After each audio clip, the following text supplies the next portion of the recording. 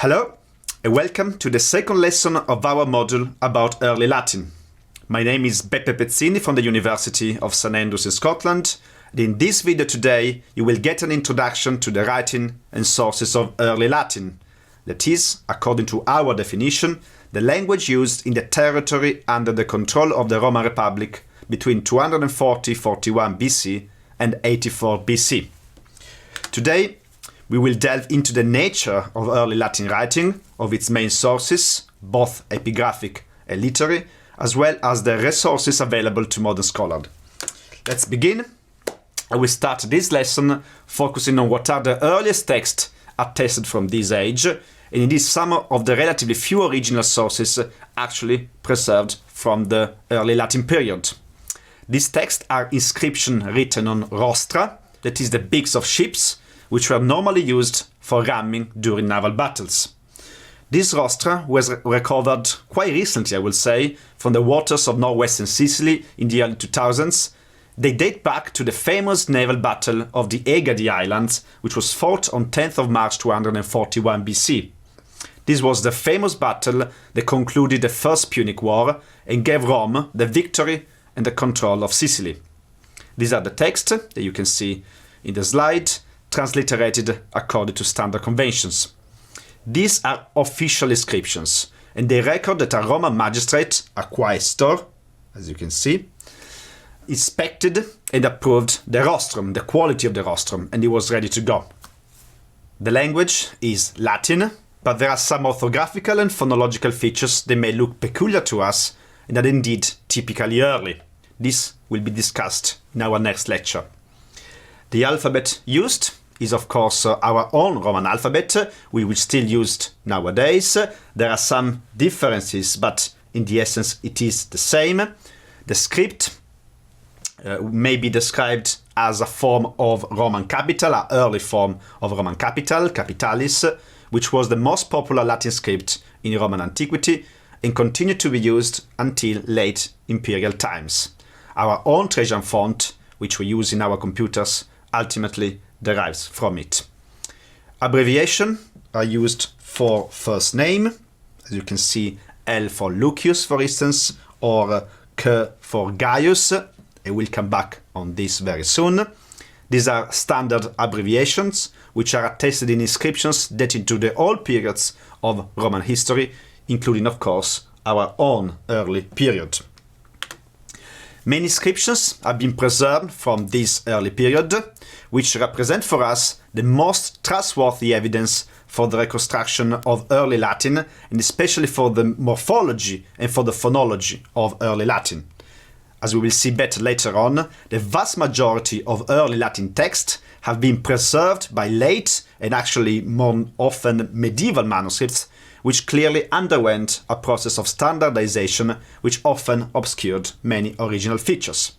This does not mean, however, that inscriptions are always to be trusted as reliable sources for the reconstruction of originally early features. Roman inscriptions themselves were codified text. They are not transcripts of everyday conversation, and we know that the language of inscriptions from the very early time tended to be conservative and to preserve by convention fossilized features that will have been obsolete in the spoken language. For instance, it is likely that the spelling AI for quaestor was already a bit old-fashioned by the end of the 3rd century BC, that is, by the time this text, the inscription of the rostra, had been preserved. The spelling, in fact, as we saw in the last class, continues to be used until the late Republic and beyond, but it was no longer a real feature of spoken language. Early inscriptions have been found all across the territory controlled by the Romans during the early period, often but not only in the city of Rome. Many of these inscriptions are written on monuments, like graves, as you can see here, statues, arches, and so on, but there are also plenty of inscriptions found on artifacts, such as vessels, weapons, or indeed the bronze rostra I was talking about before. Early inscriptions were first systematically collected into the first volume of the monumental Corpus Inscriptionum Latinarum, known as CIL, which was first published in 1853, the very first fascicle, but was later reissued in an expanded second edition, whose first part was published in 1893, and the last one, the index, was indeed published only in 2015. Another important collection of early inscription was the one edited by the Italian scholar Attilio de Grassi, known as Inscriptiones Latinae Liberae Republicae, abbreviated as ILLRP, which appeared between 1957 and 1963. De Grassi himself later contributed to one of the last fascicles of the CIL, included addenda to the previous volumes. Both collections now can be consulted online to the very good database, which is the Manfred Klaus database, which you can see on the right of the slide. CIL Volume 1, the collection of early inscriptions, includes more than 5,000 texts, although many of these are fragments or doublets of the same inscription. Moreover, the number of properly early inscriptions dating to our own period is much lower than that. This collection indeed incorporates uncertainly dated text and also cover inscriptions dating before 241 BC, about 100, a bit more than 100, and also all the many inscriptions dating to the late Republic between 84 BC and 44 BC. It is difficult to give precise figures then of how many inscriptions we have from this period, since in many cases it's very difficult to date an inscription with accuracy. I made a search using the Klaus Slaby database, and I found about 760 inscriptions in CIL which have been firmly dated between the 240 and 80 BC.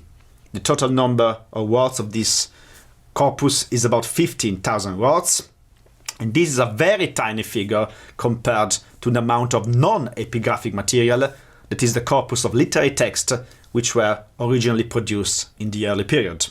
For instance, for the playwright Plautus, more than 26,000 lines are preserved, which means more than 165,000 words, and this is about 60% of the total early corpus.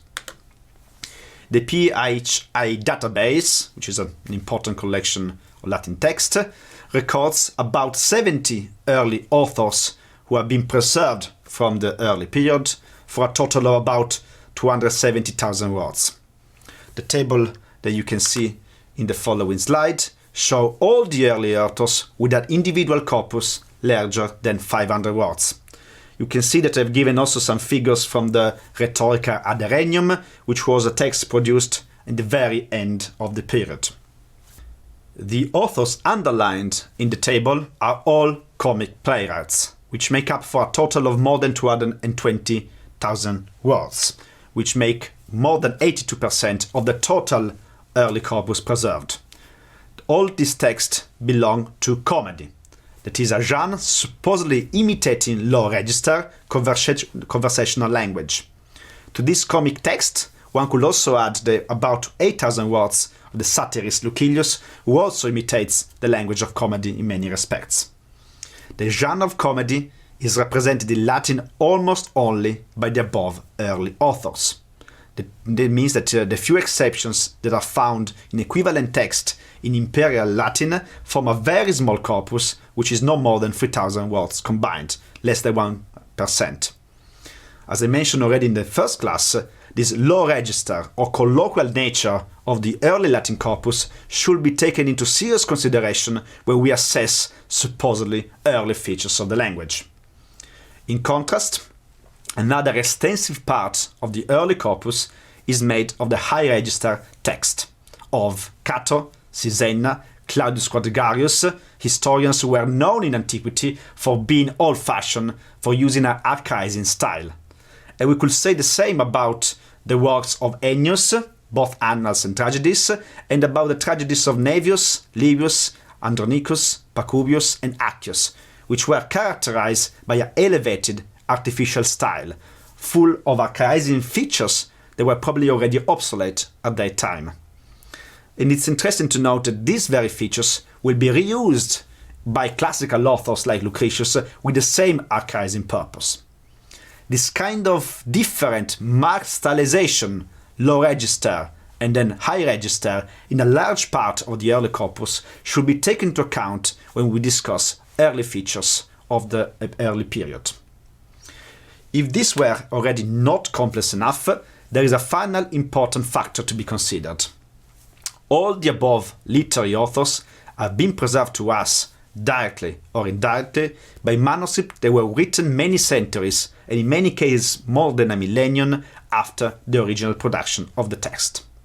The likelihood that the Latin preserved by these manuscripts corresponds to the original Latin is very low, especially as regards the spelling, which has been gradually standardized over the ages during the process of transmission.